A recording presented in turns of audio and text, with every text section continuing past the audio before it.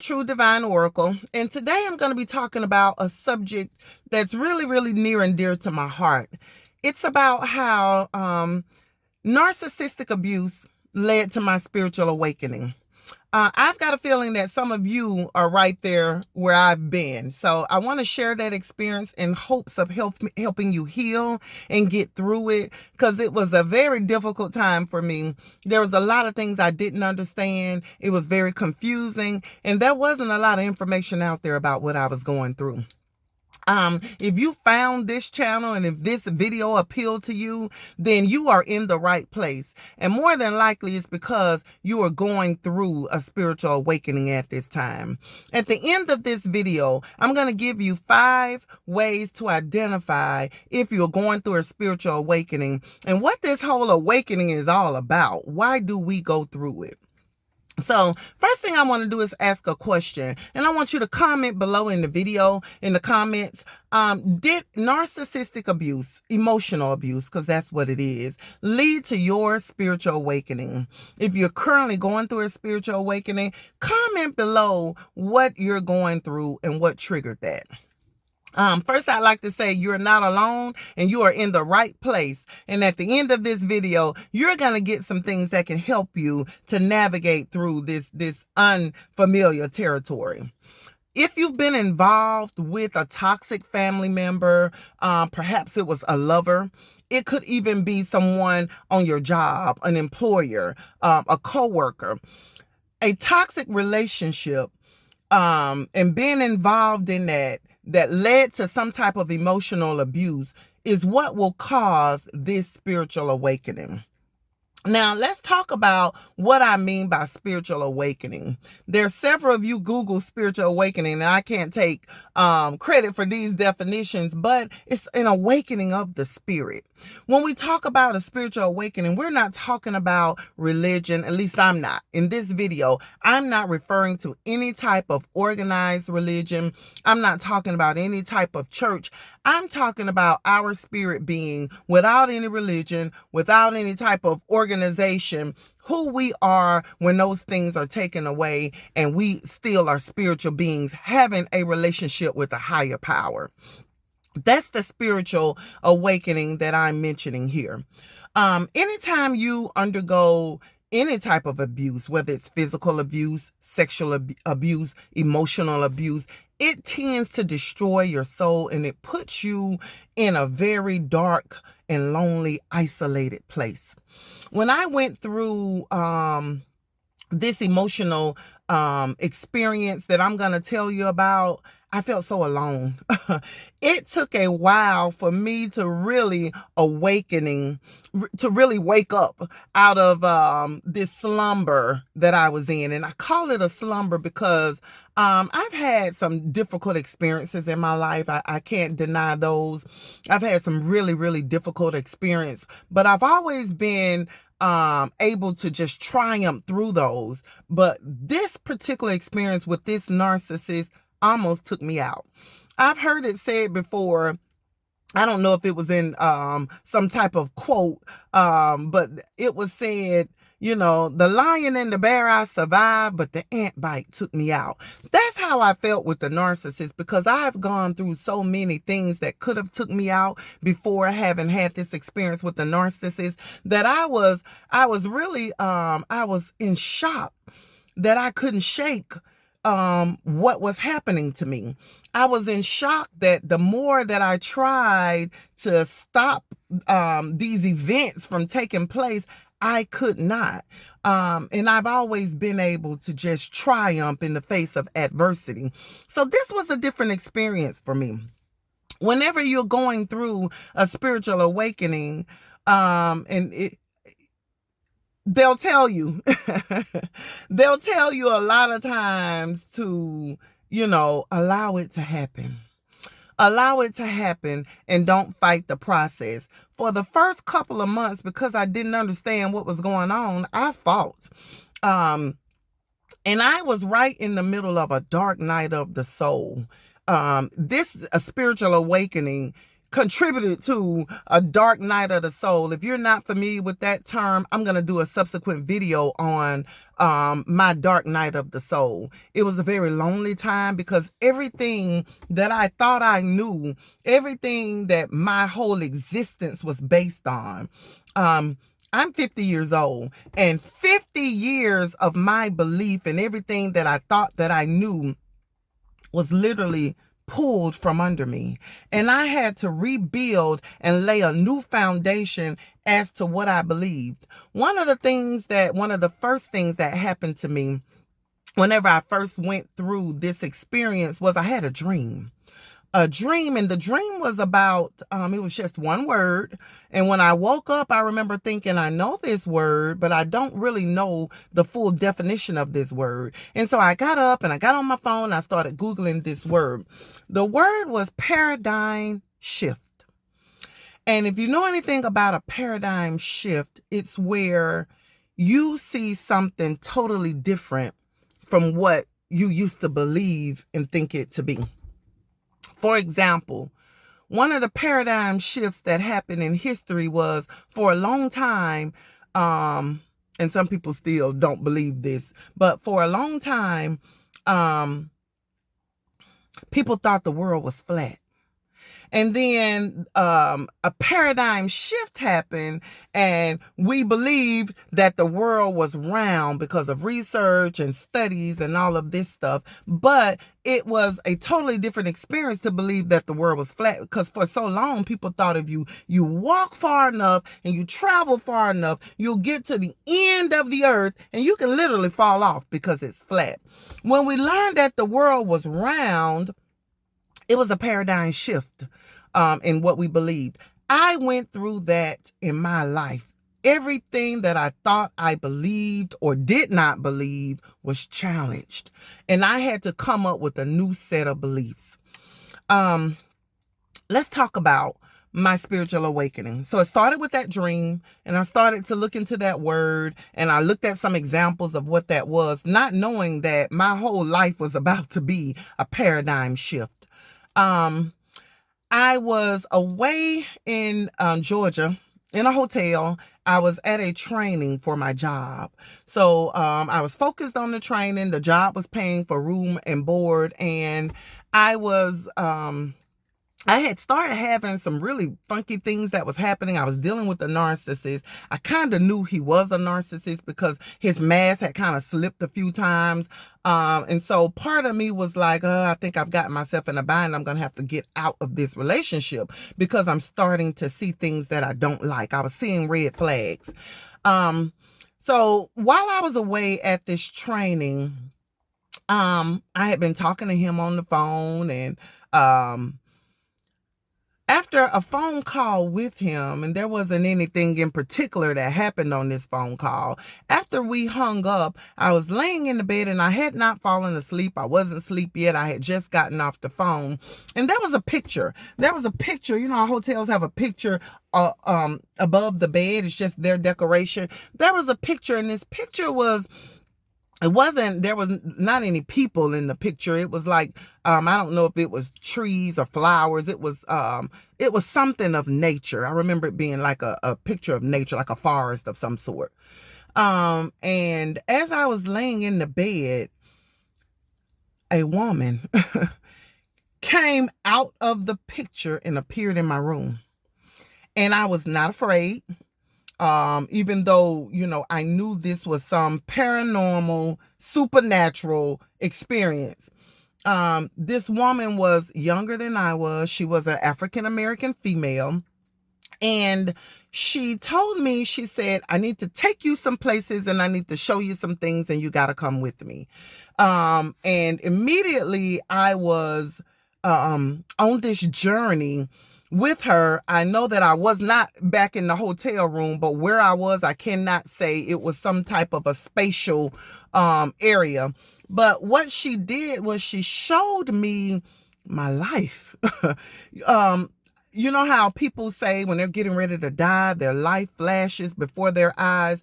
I didn't feel like I was dying. I didn't have that feeling, but she was playing for me scenes in my life from childhood to when I was in school to when I was married, to after I had the divorce, to there was a time I was really heavily into organized religion, and I was into the church really heavy. And she played for me these scenes, and she brought me all the way up to the present. Because in that particular hotel that I was in that training that I was going through, I was training to be an electrician. For a particular organization. And one of the things that was scaring me about this blue collar work was that the next day we were going to have a test on driving a forklift. Well, I had always been in a white collar job. I had always been, always had a desk job, always had an office, always had a team of employees that I managed. And I had changed. Part of this awakening was pushing me out of that. And I had gone into this blue collar field, and it was a new field for me, something I knew totally about. I didn't know anything about being an electrician. But because the organization that I was going to be working for, we may have to drive a forklift. We had to be forklift trained. And I was so nervous about it because I was the only female in this class. Everybody else in this class was male, and they had this background about forklifts and, being in warehouses and working in shops and all of this stuff. And I didn't have any of this. And I was so afraid about driving a forklift. Well, at the end of this experience with this, and I want to call her an angel. I want to say I had an angelic experience. She said, and hey, stop worrying about the test tomorrow. You're going to do fine. You're going to pass your forklift test.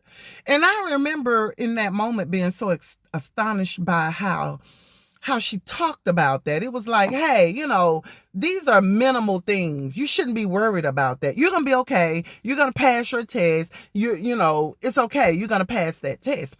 And I was brought back into my hotel room. And the next thing that I remember is I was still laying on the bed, and I was just kind of looking around like, where did she go? Where is that girl I was just talking with? And I call her a girl because she was younger than me. I want to say she might have been between 25 and 35. I had never seen her before in my life. She wasn't like a family member that a deceased family member. I felt like there was some sort of a connection, like, she could have been an ancestor I did not know about, but I did not know her. I felt that she was beautiful. I felt that when I looked at her, she was beautiful to look upon. And I felt love and light and all things wholesome and all things good I felt from her in that experience. So once she had left and I was back in this hotel room, and I was back on the bed, and I was back to awareness of the consciousness in that room, I kind of looked around and she was no longer there. And I thought, what just happened? What just happened? And I immediately, I called my kids and I said, you're not going to believe this experience I just had. And that whole night I was up and I was researching what this could have meant. What was this? Because there was not any clear message that she gave me. She just showed me my life. And then she told me, because I don't know if I was thinking about, I know in the moment I wasn't thinking about that forklift test, but I know that had been something on my mind. The only thing I can get from her telling me not to worry about that is I was so concerned with carnal things, and I was so concerned with this life, and there was more to it. And it was like at the end, there was a little bit of, I don't want to call it agitation, because I don't even know if angels can get agitated, but I felt as if she was like, hey, and about that forklift test, stop worrying about that. You're going to pass the test and you're going to be okay. The next day, I went to training. I took that test. I drove that forklift. I passed that test. In fact, at that training, they given out an award, and it's for the top ranked student in that class. In that class were, like I said, they were all males. Not that that mean anything, but I didn't have any electrical experience. I didn't have any mechanical experience. I didn't have any forklift experience. I didn't have any experience. I didn't know what a positive or a negative was in terms of, electricity and polarity. I didn't know even what that was, but I studied. And there were a lot of things that I just engulfed myself in to make sure that I was great. At the end of that training, I got the top student award. And it was like, I thought about, even though she didn't tell me I was going to get an award, it was like she told me, you're going to be fine. You're going to be okay.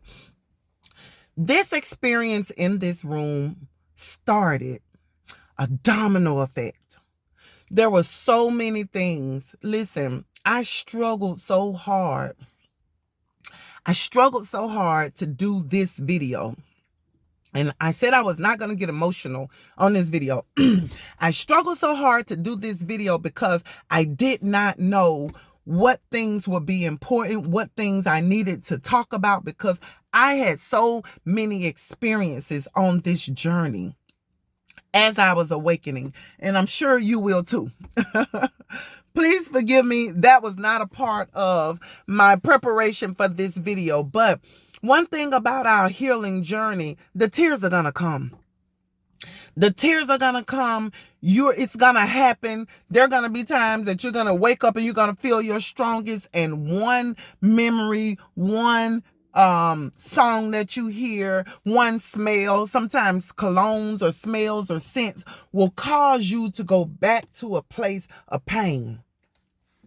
During this spiritual awakening, because right after that is when the narcissist showed me that they were a narcissist. Right after that is when discard happened, silent treatment happened, gaslighting happened, smear campaigns happened. Some of the most horrific things were said to me and done.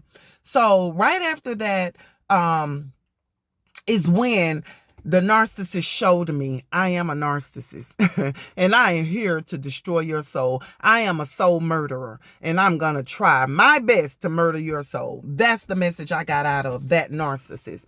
So right after that spiritual awakening, I was able to separate myself because I knew, after doing so much research, I knew one of the most powerful things you can do when you are right in the middle of narcissistic abuse is to go no contact.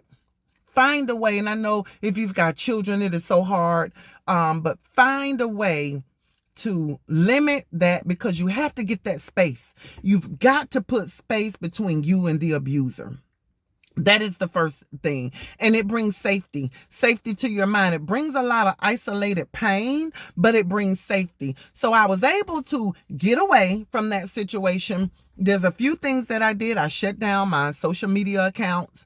I blocked that person on everything that was possible, and I set up boundaries. So the second thing you have to do after you go no contact is you have to set up boundaries. Boundaries for the abuser and boundaries for yourself. The boundaries that I had for myself is I would not be on social media.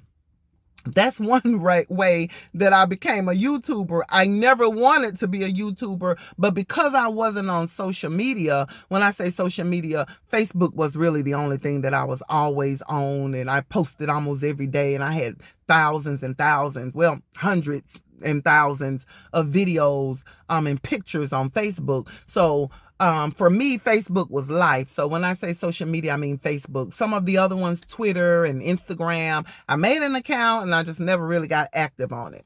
So they didn't count. But for me to go without Facebook was a big thing because I lived and breathed Facebook. So when I wasn't going without Facebook, I was on YouTube.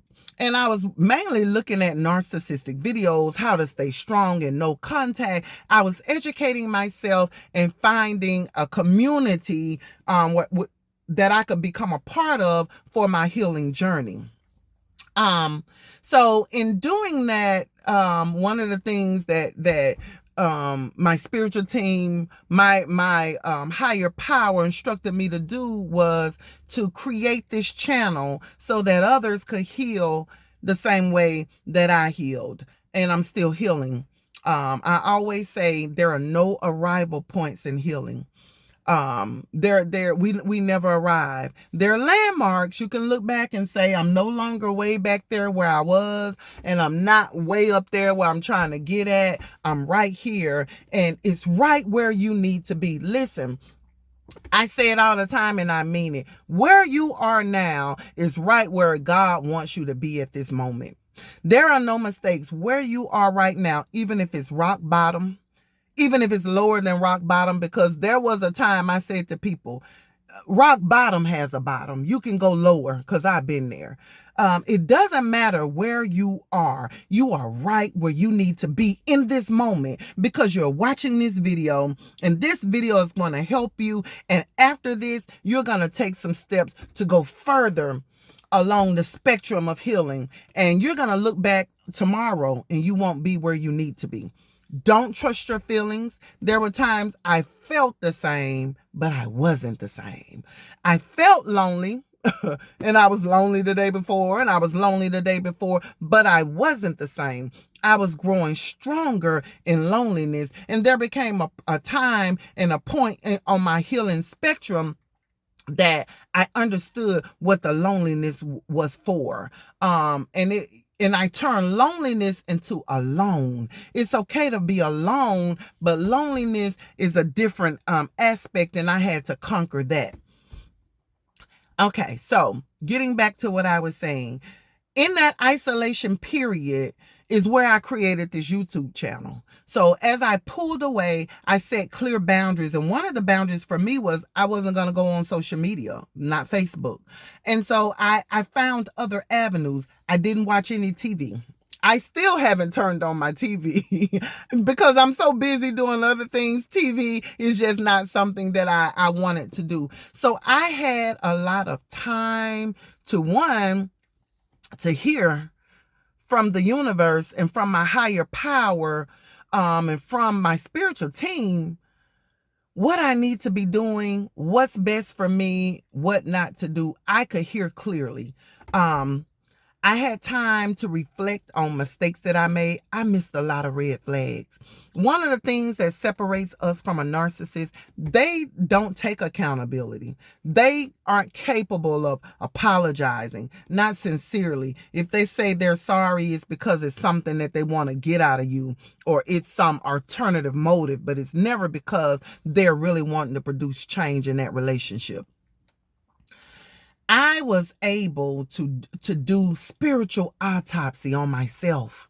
I had, the chance to look at why I missed those red flags, and what about me allowed me to see a red flag and overlook it. Why?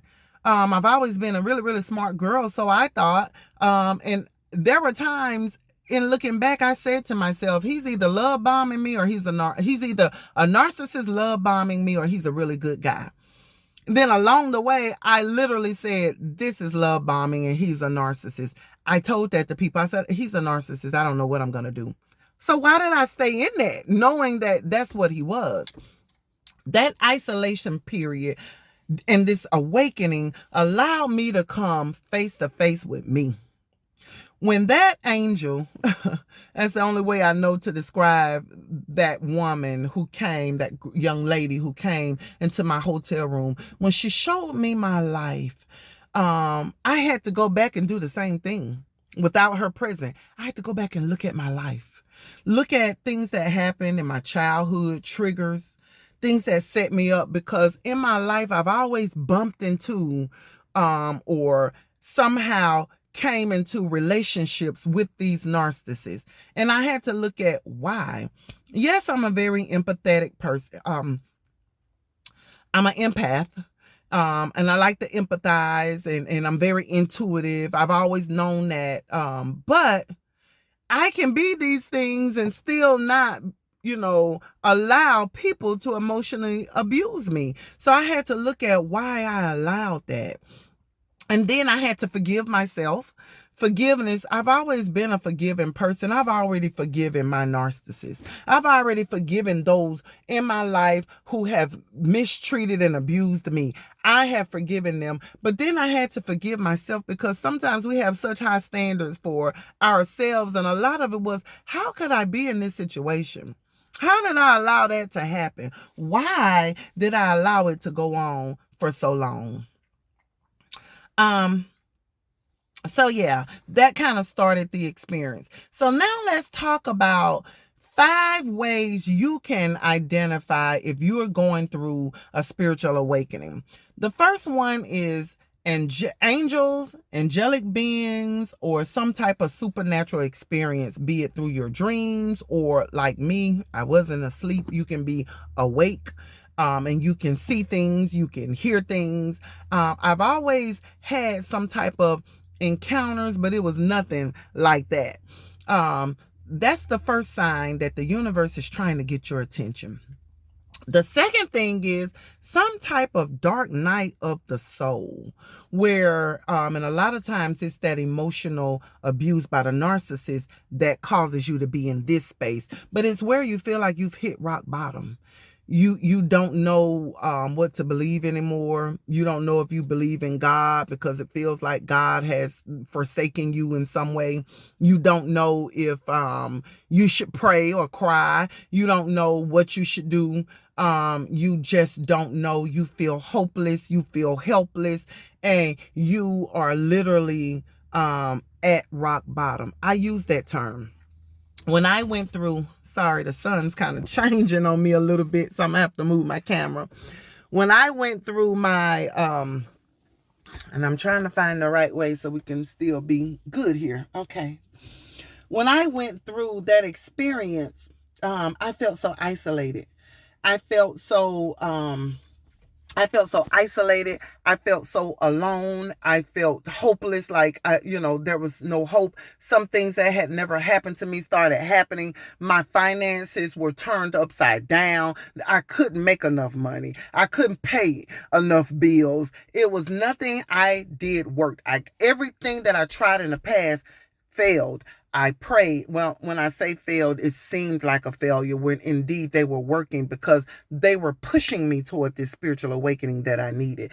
But in time past, when I would pray, within 2 or 3 days, I'd see a difference. And if that didn't work, I'd pray and I'd fast and I'd see a difference. And if that didn't work, I'd anoint myself. I did all of these spiritual things that I knew to do from my spiritual and religious background. Nothing happened.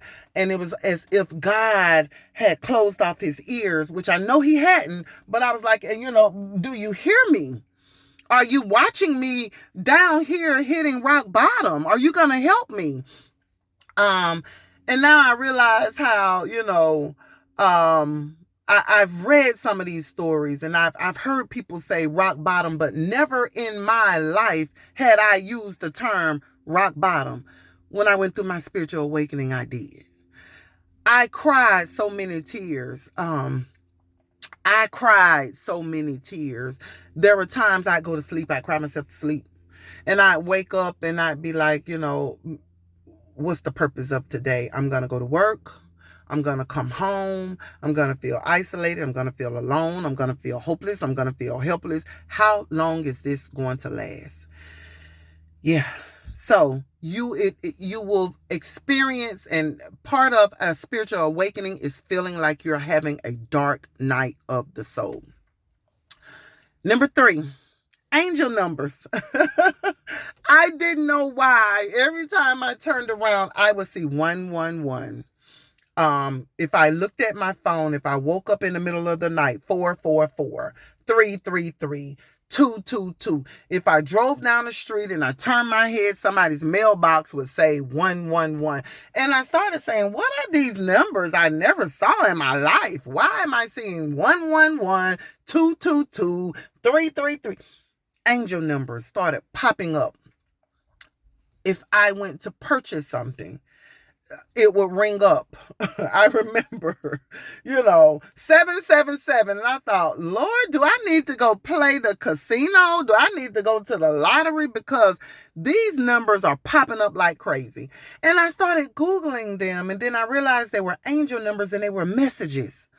And I never believed in that. So here again, the foundation that you once believed in is going to change. So I started to Google these angel numbers, and I remember whatever that number represented would be what I would need in the moment, or it would be what I would go through. Sometimes it would say, your angels are saying you're on the right path. Keep doing what you're doing. And I'm like, all I'm doing is going no contact. And it would be on the day that I thought about, I think I'm just going to call him. I need some closure. And the angel number would say, you're on the right path. Keep doing what you're doing. And I wouldn't make that call. And the next day I would feel a little bit of strength, and I would be like, okay, hey, I made it through that day. So that was number 3. Number 4, a knowing or some premonitions would start happening. People would call me, and I would say some of the wisest things I've ever said in my life, and I don't even know how I knew them. I would give them advice out of situations. There was a knowing. I would just know. There were times I would be getting ready to go to work, and I would say, not gonna take the same route that I've been taking, and I'm gonna go a different route. And it was a strong knowing. And I would know why. The knowing inside of me, my spiritual voice would say, because if you go that way, you're going to see the narcissist that you don't need to see, and you're going to be triggered. And lo and behold, later on, I would learn, or I would hear that person was at that place at that time. I had knowings, and I don't know why. Premonitions. All kind of just amazing and beautiful things started to happen. Lots of animal totems. I gotta talk about them. Animal totems. I wasn't into animal totems, but the strangest animals started coming up to me. When I say coming up to me, in my presence, around me, where I could see them. Hummingbirds. And then I would Google what that mean. There was one time where I have a lot of trees and woody areas on my property. And so I'll see deer, and I'll see foxes, and I'll see coyotes. These are not strange things to me. But there was one time, and I have this gravel driveway that leads out to the road. And there was one time where I was sitting on the porch, and I was just meditating, and I looked down that gravel road, and I saw 3 coyotes. 3. And they were marching in sync. And I remember, for me, whenever I see coyotes, there is some type of a cunning and deceptive spirit. I would see coyotes a lot whenever the narcissist would be doing sneaky and deceitful things. On my drive to work, a coyote would just cross my path, and I would see a coyote, and then that day there would be some deceptive or sneaky or cunning event that would happen. So I knew for me, and it may be different for you, coyotes may mean something else, but for me, when I would see a coyote, it was something it was a beware, pay attention. So I have some psalms that I pray, and there's some prayers that I pray whenever I encounter certain animal totems. But I would have, just some of the strangest things that would happen. So yeah, that was number 4. And number 5, new profound vision and goals is going to come to you out of your spiritual awakening. You're going to have a new sense of life. It is like a rebirth. And this is what it's all about. At the end of this spiritual awakening, after you go through this dark night of the soul, after it feels like, you've hit rock bottom, just remember that there is a resurrection. There is another side of this. And it's where you begin to heal and things start looking beautiful. I remember I always wanted, and even now, that's why I'm outside. And I keep looking off in the camera because I'm looking at the trees, and the pathway down to my mailbox, and I can't wait to get off of this video and walk and be in nature, because I thrive on all things living. I planted a garden. I had never been a gardener before. When I went through my spiritual awakening, one of the things that I was led to do was to plant and start a gardening, to nurture.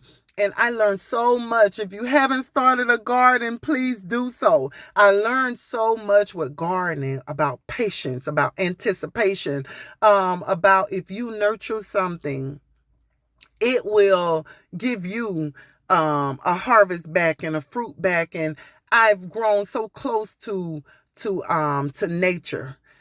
It is so beautiful. The spiritual awakening is so beautiful. I founded this YouTube channel. I had to share this experience with the world, because when I was going through that, it's other people's experience that helped me to navigate and see what was going on with me and what I needed to do. So, in summary, comment below. Let's have a chat. I chat back. I love to hear other people's experience. Tell me about how your spiritual awakening was triggered by narcissistic abuse. Tell me about where you are in this journey. And then if you're at the end, if you can look back and say, oh my God, I went through that and it is the most amazing thing I've gone through. I will say this. There is the me before this experience, and there is the me after this experience. They are not the same person. And I like the me after so much better. I like how life is unfolding and what life has to offer and what I have to offer. I'm in this to heal others, because there's something that I can do. Now I can share myself, and it's such a beautiful thing. Listen, I am True Divine Oracle. If you like videos like this and you want to hear more, subscribe to my channel. It's a new channel, but I'm going to be bringing lots of gems and lots of personal stories that can help you on your healing spectrum. Thank you so much for watching. I'm wishing you well in your healing journey.